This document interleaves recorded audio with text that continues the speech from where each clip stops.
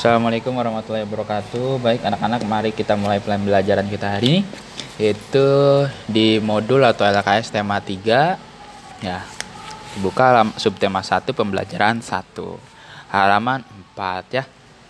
Baik, sekarang kita mengulang sedikit aneka benda di lingkungan sekitar ya. Kita belajar tentang benda di sekitarku. Nah, untuk di pembelajaran 1 ini subtema 1 benda di lingkungan sekitar ya. Buku yang kamu baca itu adalah sebuah benda. Ini adalah buku adalah sebuah benda.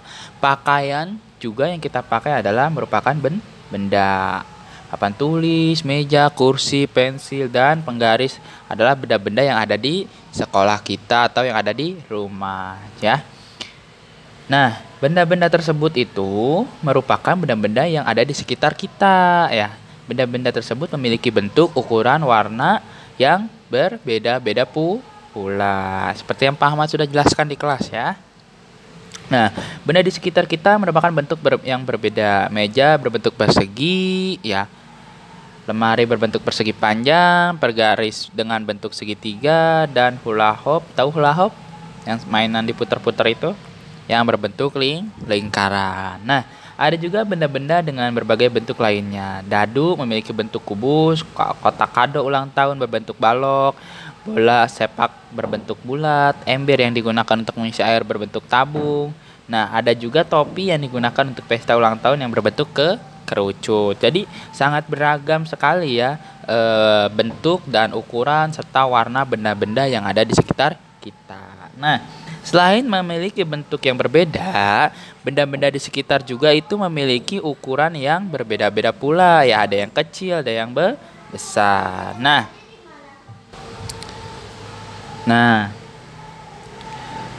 contoh lainnya itu adalah bola sepak yang memiliki ukuran lebih besar daripada bola tenis. Bola tenis paling ukurannya segini. Kalau bola sepak besar ya, bulat ya. Nah, lemari memiliki ukuran lebih besar daripada kotak sepatu. Ya, udah jelas ya.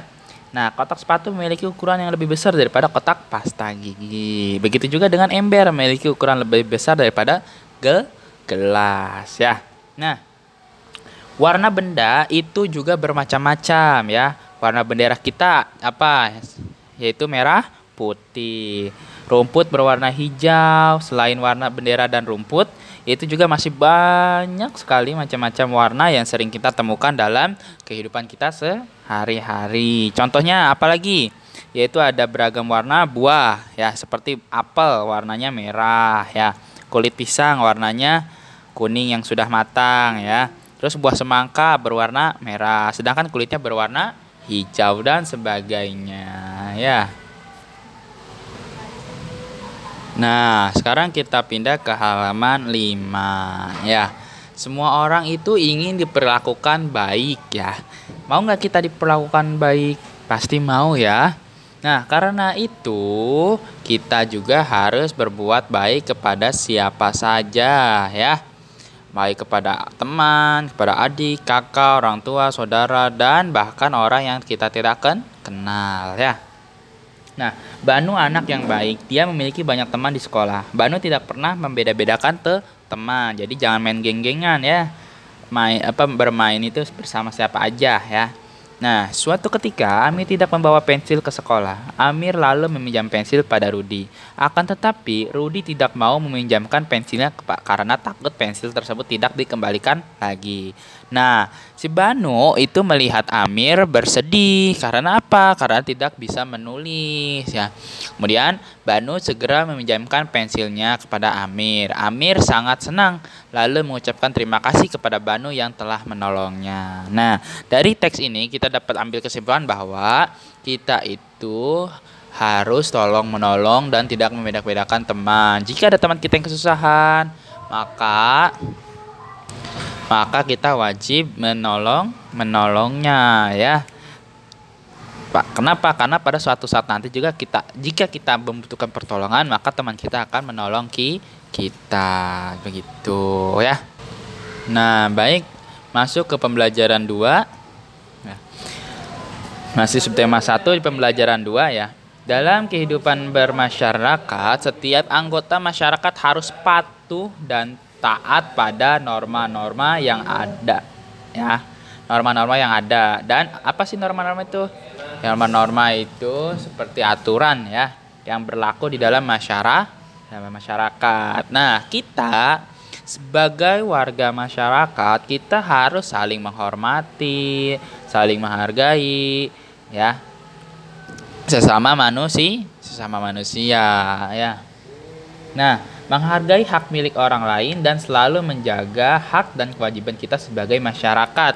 Nah, namun ada beberapa perilaku yang tidak sesuai dengan nilai-nilai yang terkandung di dalam Pancasila, ya, di lingkungan masyarakat. Apa aja sih contohnya? Yaitu yang pertama, tidak saling menghormati dan bersikap tidak toleran antar umat beragama. Jadi sesama orang yang berbeda agama, kepada orang yang berbeda agama itu permusuhan, itu jangan, ya. Kita itu Bhinneka Tunggal Ika, walaupun berbeda-beda tetapi tetap satu. Nah, kemudian tidak rukun dengan tetangga yang berbeda agama. Itu yang sudah sama Pak Ahmad jelaskan. Melanggar norma-norma dan aturan yang berlaku di dalam masyarakat, ya. Kemudian yang keempat, tidak pernah mengikuti kegiatan sosial seperti kerja bakti, ronda malam dan sebagainya. Nah, ini yang paling penting nih, nomor 4 nih, ya. Kalau ada kerja bakti di lingkungan sekitar kita, seperti membersihkan selokan, membersihkan area perumahan, itu kita sebisa mungkin untuk bisa mengikutinya, ya. Karena itu adalah tugas kewajiban kita sebagai anggota masyarakat di lingkungan kita. Nah, oke.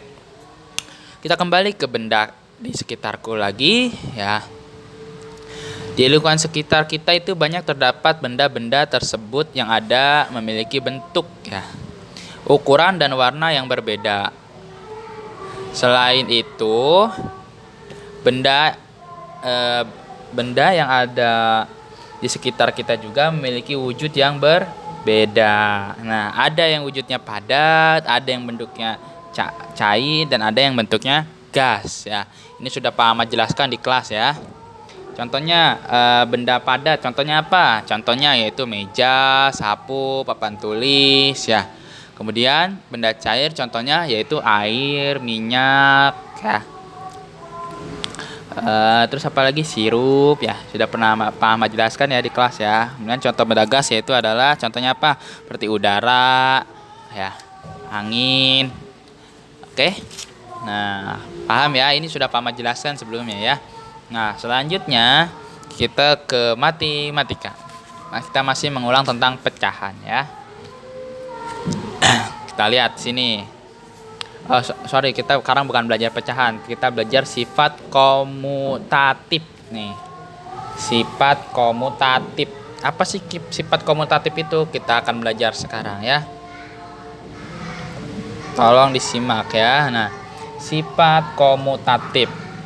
Sifat komutatif itu disebut juga sebagai sifat pertukaran, ya. Ini sangat mudah sekali, ya, bagi kalian, ya. Kita lihat, ya.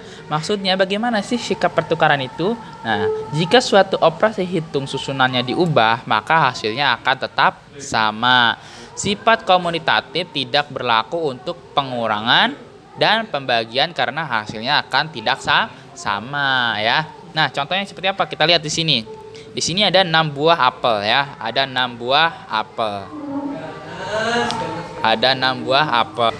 Nah, kita lihat di sini ada 6 apel dan ditambah 4 apel. Maka kita tukar ya. Jadi 4 ditambah 6 sama dengan 10. Jadi walaupun 6 ditambah 4 itu kita tukar, ya. Jadi sama dengan 4 ditambah 6. Ini namanya sifat komutatif, ya. Sama dengan 10. Nah, sifat komutatif pada penjumlahan dapat ditulis sebagai berikut. Misalkan A plus B sama dengan B plus A. Nah, contoh lain seperti misalkan 22 ditambah 16 sama dengan 16 ditambah 22. Nah, maka hasilnya akan sama-sama 38, ya. Paham, ya? Nah, untuk ini nanti kita belajar di sekolah, ya. Untuk latihan ini nanti kita akan tulis di sekolah. Kita belajar di sekolah. Untuk sekarang pemahaman materi saja dulu, ya. Oke, sekian dari Pak Ahmad. Selamat belajar. Assalamualaikum warahmatullahi wabarakatuh.